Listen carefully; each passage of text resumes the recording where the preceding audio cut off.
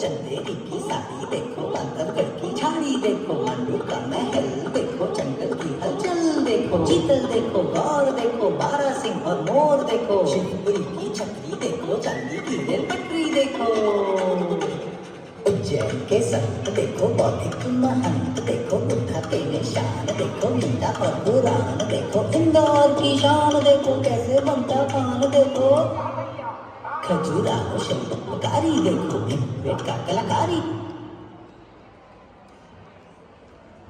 नमस्ते, मैं वर्णिका और मेरे साथ आरिफ, अद्विका, और वरदान आपको लेके चलेंगे हिंदुस्तान के दिल यानी मध्य प्रदेश की सैर पर। Madhya Pradesh, the heart of India. Madhya Pradesh is one of the largest states of our country. Madhya Pradesh is known as the heart of India as it lies in the center of our country. The state has a rich diversity. It has a lot of significant places like Bhimbetka Caves, Sati Stupa and Khajuraho temples. The capital of Madhya Pradesh is Bhopal and the largest city is Indore. The people mostly speak in Hindi. Madhya Pradesh वह धरती है जहाँ इतिहास पत्थरों में ही नहीं दिलों में भी धड़कता है, जहाँ महाकाल का डमरू हर सुबह नई ऊर्जा जगाता है, जहाँ नर्मदा की धारा संस्कारों को भी पवित्र करती है। पर मैंने तो सुना है वह पवित्र धारा हर रोज दूषित होती है। और मंदिरों का तो क्या ही कहना, जहाँ हर रोज फूल चढ़ाए जाते हैं और पैरों के नीचे कुचले जाते हैं। क्या कभी आपने सोचा है जो प्रभु के चरणों में फूल चढ़ते हैं उनका बाद में क्या किया जाता है? हाँ हाँ, मुझे पता है। फिर उन फूलों को नदियों में बहा दिया जाता है। अरे अरे रुको, नदियों में बहाओगे तो स्वच्छ जल कहाँ से पाओगे?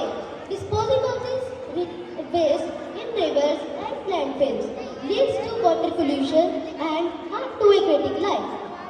अच्छा, अब मैं समझी। मंदिरों के पास जो तालाब होते हैं वहाँ इतनी बदबू क्यों आती है? अच्छा, अब मुझे समझ आ गया तुम किस बारे में बात कर रहे हो। तो चलो अब हम सब मिलकर प्रकृति को बचाएं और कुछ इको फ्रेंडली डिस्पोजेबल मेथड लाएं।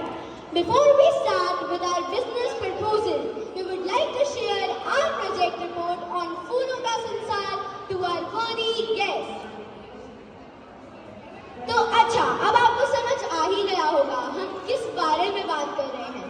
हम बेस्ट स्कूलों की मैनेजमेंट के बारे में बात कर रहे हैं।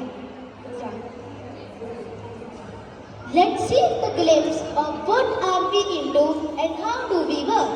We believe in converting waste into value-added products and follow the system of 6 R's, that is reuse, rot, reduce, rethink, recycle, reduce.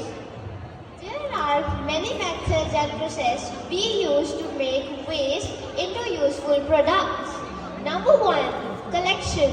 We gather flowers from different places like market areas, temples, marriages and many more. Number 2, segregation. Sorting of material as per the colors, as per the different colors. Red, yellow, white and so on. Third is sun drying. We keep different types of flowers under the scorching heat of sun. Fourth is grinding and spreading. Reduce the volume of dried flowers into fine powder. It helps in product manufacture. तो आज हम लेकर